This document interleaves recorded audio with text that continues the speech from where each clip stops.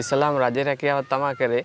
Job එකක් කරනවට වැඩිය මේ පැත්තෙන් අර මානසික නිදහසයි මුදල් එන ආර්ථික මේ එකත් හම්බුණා. ඒ අතරම තමයි මම වගාවටත් යොමු වුණේ. අලි ප්‍රශ්නෙත් එක්ක මේ වත්තේ වැට ගහ ගන්න බැරි වෙච්ච හින්දා තනකොළ හිටෙව්වා. ඒවා ඔක්කොම කෑවට පස්සේ හරක් බඳින්න දිහාවක් නැති වෙනවනේ සර්. සාමාන්‍ය අක්කරයක දෙකක විතර ප්‍රමාණයක වගාවක් කරගන්න පුළුවන්. ඒ හින්දා මායි තාත්තයි අම්මයි තමයි මේ එකතු වෙලා කරන්නේ මේක. ලහිරු දැන් අපි එල්ලංගාවත් එක්ක සම්බන්ධ වෙන්න යන බොහොම තරුණ ගොවි මහත්තයෙක්. ඔව් සර්. ඔයාගේ ජීවිතේ කොහොමද ගොඩ නැගුණේ දැන් මේවට දැන් සාමාන්‍ය ඔයාගේ වයසේ අය රස්සාවක් කරන්න ගමෙන් පිට යන්න කටිසංශයට ඇඳගෙන ඉන්න ඔවටනේ ආස. මොබයිල් ෆෝන් එක අතේ තියාගෙන YouTube බලන්න. නමුත් ඔයාගේ ජීවිතේ පොඩ වෙනස් නේද? ඔව්. ඒ වෙනස ඇයි ඒක කොහොමද ඔයා ඇඟට ගන්නෙ? ඉස්ලාම් සර් මං ගැන කියනවා නම් මං ඉස්ලාම් රජ රැකියාව තමයි කරේ. ඊට පස්සේ එහෙම කරලා බෙල්ලා මට හිතුණා එතන මානසික නිදහසක් නැහැ කියලා. ගෙදර ඇවිල්ලා තමයි ඉස්ලාම් පටන් ගත්ත කිරිහරක් හදන්න. කිරිහරක් හදන්න පටන් අරන් ඉද්දි තමයි මට මේ ඒ කම්පැනි එකම කිරිහයරයක් මේවා වුණා. එතකොට අර මට ජොබ් එකක් කරනවට වැඩිය මේ පැත්තෙන් අර මානසික නිදහසයි මුදල් එන ආර්ථික මේ එකත් හම්බුණා. ඒ අතරම තමයි මම වගාවටත් යොමු වුණේ. ඒකෙන් අර මානසික නිදහස තමයි හුඟක්ම වැදගත්. මුලින් කිරිහරක් හිටියද? ඔව් කිරිහරක් හිටියා සර්. එතන උනේ දැන් මෙතන මේ අපි අලි ප්‍රශ්නෙත් එක්ක මේ වත්තේ වැට ගහ ගන්න බැරි වෙච්ච හින්දා තනකොළ හිටෙව්වා. ඒවා ඔක්කොම කෑවට පස්සේ හරක් බඳින්න දිහාවක් නැති වෙනවනේ සර්. ඊට පස්සේ තමයි සත්තු ටික විකුණලා මේ ගොවිතැනට බැස්සේ. ඉස්සරහට පුළුවන් වුණොත් ආපහු තනකොළ හිටවලා මේ කිරිහරක් හදන්න ආයෙ බලාපොරොත්තු වෙනවා.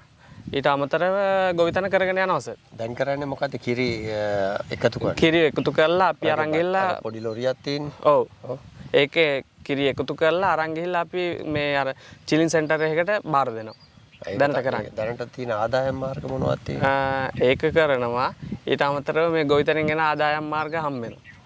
ඒකෙන් සාහිමකටපත් වෙනවද? සාමාන්‍ය මට්ටමකට තියාගෙන යන්න පුළුවන් ආදායම් වියදම් ඒක මේව කරගෙන යන්න මැනේජ් කරගෙන යන්න පුළුවන් සර්. එතකොට දැන් අපි එල්ලංගාවත් එක්ක සම්බන්ධ වුණොත් කොහොමද කරන්න බලාපොරොත්තු වෙන්නේ? කොච්චර අක්කර ප්‍රමාණයක මොන විදියටද? සාමාන්‍ය අක්කරයක දෙකක විතර ප්‍රමාණයක වගාවක් කරගන්න පුළුවන්. එතකොට කවුද ඉන්නේ වගා කරන්න? වගා කරන්න මං ඉන්නවා තාත්තා ඉන්නවා. අපි දෙන්නයි ගෙදර කට්ටිය තමයි ඔක්කොම එකතු වෙලා කරන්නේ. ඔක්කොම ඉන්නවා. කවුද ගෙදර කට්ටිය? මායි තාත්තයි අම්මයි. මල්ලි නෑ මල්ලි කොළඹ ඉන්නේ. එයා ඒ පැත්තේ මේ ඉගෙන ගන්නවා තාම. ඒ හින්දා මායි තාත්තයි අම්මයි තමයි මේ එකතු වෙලා කරන්නේ මේ ටික. ඒතර අක්කර දෙකක් විතර එකක් කරන්න පුළුවන්ද? අපිට පුළුවන් ප්‍රමාණය කරලා ඊටු එක අපි ශ්‍රමය කුලියට අරන් කරනවා. එහෙම තමයි හිතාගෙන ඉන්නේ සර්. මේ තාත්තද? ඔව් මේ තාත්තා. තාත්තත් හොඳ ගොවියෙක්ද? ඔව් තාත්තත් හොඳ ගොවියෙක්. තාත්තත් මේ විශ්‍රාමිකේ. ඔව් විශ්‍රාමිකේ. එතකොට මේ කියන්නකෝ දැන් එල්ලංගාවත් එක්ක සම්බන්ධ වුණොත් අක්කර දෙකක් වගා කරනවා කිව්වම මේ වගාවල් එක වගා කරන්න පුළුවන් නේද? ඔව්. අපේ තාක්ෂණික නිලධාරි මහත්තයා මොනවද කිව්වේ? අපි දැනට බලාපොරොත්තු වෙන්නේ මෙතන අපි අර ඉන්සෙක්ට් net proof net එක ගහලා MICH1 කියන එක අර මේ ඒ වගාවට යොමු වෙන්න තමයි බලාපොරොත්තු වෙලා ඉන්නේ. ඊටු එක අපි ඒක MICH1 කියන්නේ මිරිස් ඔව් මිරිස්. ඒක අර අඩු කාලයකින් වැඩි ආසන්නක් ලබා දෙන හින්දා අපි ඒකට යොමු කියලා තමයි මහත්තයා කිව්වේ. මේ පස හොඳයි. පස හොඳයි. ඒතොර ඒ මිරිසුයි තව මොන හරි තව වගාවක් කරනවද? තව ඕනනම් අපිට කොමඩු වගේ වගාවකට යන්නත් පුළුවන්. ඒකයි මේ ගස් ලැබු වගේ ඒවා. ඔව් ගස් ලැබු වගේ වටත් හොඳයි. මෙතන අක්කර කීයද තියෙන්නේ එතකොට? මෙතන අපි වට කරලා නම් තියෙන්නේ අක්කර 4යි.